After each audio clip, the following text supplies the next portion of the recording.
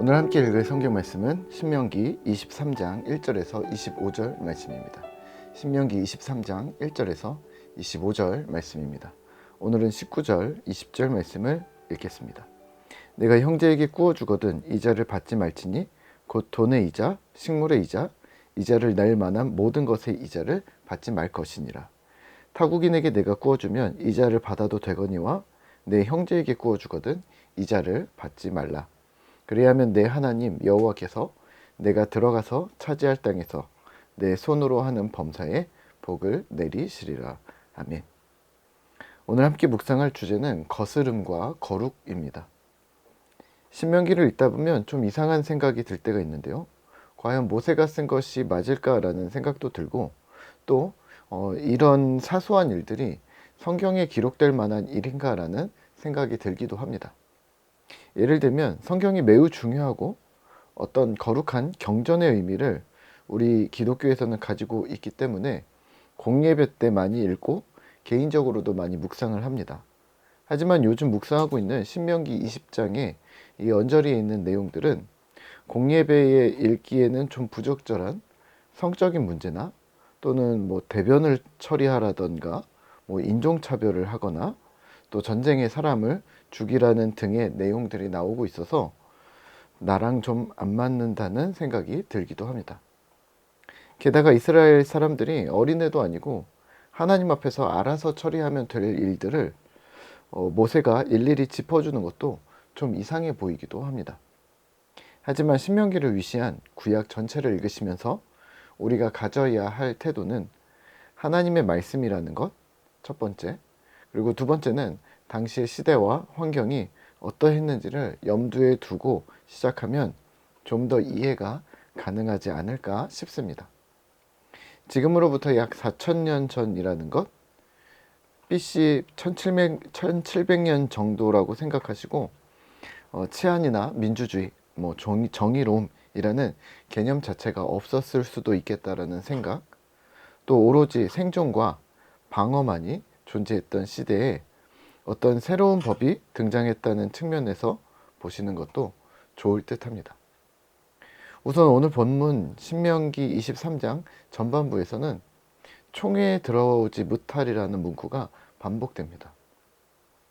여호와의 총회, 사실 여호와의 총회가 무엇인지에 대해서 정확히는 알 수 없지만 학자들 사이에서 널리 받아들여지는 견해는 그것이 중앙성소라는 개념인데요. 그러니까 하나님 앞에 나올 수 없다는 말입니다. 그래서 고한이 상하거나 사생자 또는 암몬인과 모압인은 불가하고 특히 사생자는 10대의 10대의 후손들까지도 들어오지 못한다라고 했는데 이거는 숫자적인 10이 아니라 영원히라는 관용어로 영원히 들어오지 말라는 말입니다.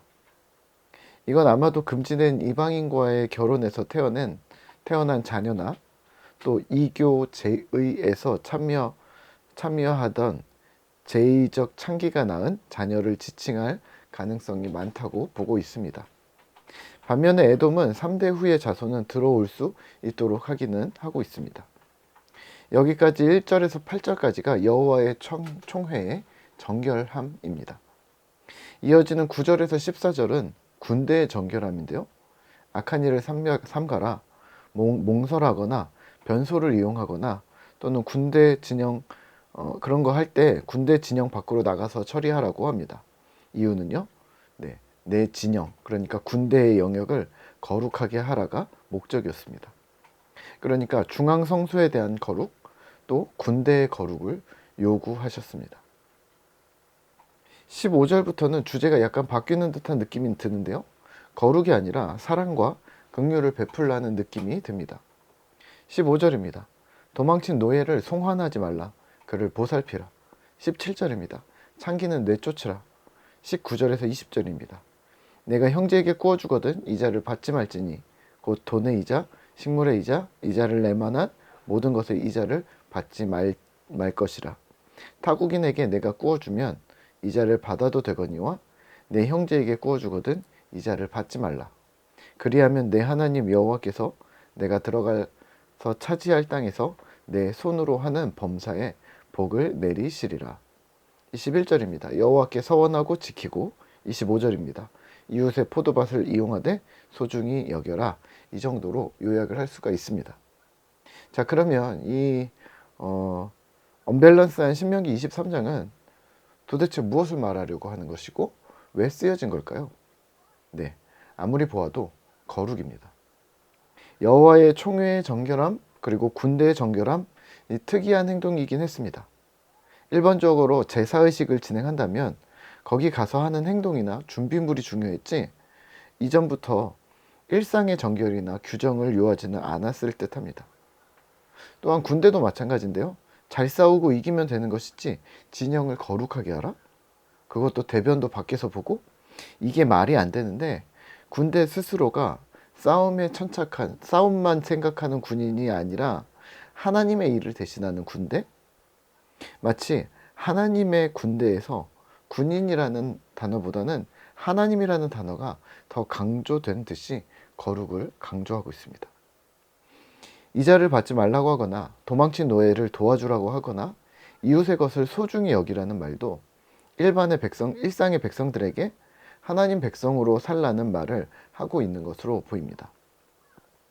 실제 당시에 도망친 노예는요, 고대 근동 전역에서 법적으로 주인에게 인도해야 할 의무가 있었습니다. 또 노예를 돌려보내는 사람에게는 금전적으로 보상을 하는 경우도 많았습니다. 하지만 하나님의 이러한 법칙은 이스라엘이 열방을 향해 피난처가 되기를 원하셨던 것이라고 해석하고 있습니다. 이게 거룩입니다. 우리는 거룩하라라는 명령을 너무 익숙하게 여기고 매우 중요하다고 알고 있습니다. 네, 중요한 것은 맞습니다. 하지만 거룩하게 하려면 어떻게 되어야 하는지, 무엇을 해야 하는지, 또 어떤 존재가 되어야 하는지에 대해서는 무지한 경우가 많습니다. 십자군 전쟁이 그랬고 크리스텐덤이나 수구 기독교가 그래왔습니다. 하지만 거룩은요, 시대의 거스름입니다. 대학 시절에 강산에 거꾸로 흐르는 강물을 거슬러 오르는 저 힘찬 연어들처럼 이라는 노래를 즐겨 듣고 불렀는데요. 가사는 이렇습니다. 흐르는 강물을 거꾸로 거슬러 오르는 연어들의 도무지 알 수 없는 그들만의 신비한 이유처럼 그 언제서부터인가 걸어오는 이 길. 연어들이 산란기가 되면 강물을 거슬러 올라오는 것을 우리는 이미 잘 알고 있습니다.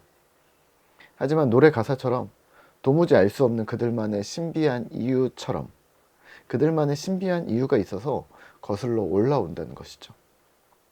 오늘을 살아가는 신자의 거룩함이 바로 이와 같지 않을까요? 세상을 거스르는 것입니다. 돈을 빌려줬는데 이자를 받지 않는 겁니다. 모든 사람들이 이자를 받는데 나만 안 그러는 겁니다. 도망친 노예를 잡았으니 주인에게 돌려줘야 하는 것이 맞는데 안 그러는 겁니다. 당시의 제도와 문화에 의문을 품고 하나님의 말씀대로 해보는 겁니다. 내 것이 소중한 것처럼 남의 것도 소중히 여기라는데 남의 것이 내 거가 아닌데 왜 소중히 여겨야 하는지 잘 모르겠지만 타인을 먼저 생각해 보는 겁니다. 바로 거룩이 여기에 있습니다. 거룩은 거스름입니다. 거룩이 하나님께서 우리에게 주신 존재의 상태라면 이건 선물인 것이죠. 우리는 거룩한 존재라고 부르셨으니까요. 거룩한 존재로 성장해 나가는 것은요, 세상을 거스름이 수반될 수밖에 없습니다. 그리고 그 거스름은 하나님이 중심이 되시는 거죠. 그래서 하나님께 서원을 하고 오늘말로 결단하고 고백하고 그 고백한 것을 하나님 앞에서 지키려고 노력하는 삶, 그게 신자의 삶인 것이죠. 오늘 하루 우리는 어떻게 살아야 할까요? 네, 하나님 중심 맞습니다. 하나님 중심이 학습 목표라면 세상을 거스름은 실천 사항입니다. 믿음으로 결단을 하셨다면 세상이 말하는 대로가 아닌 하나님께서 말씀하시는 대로 생각하고 말하고 행동하는 그런 공동체 되기를 힘쓰시죠. 오늘도 주님의 은혜입니다.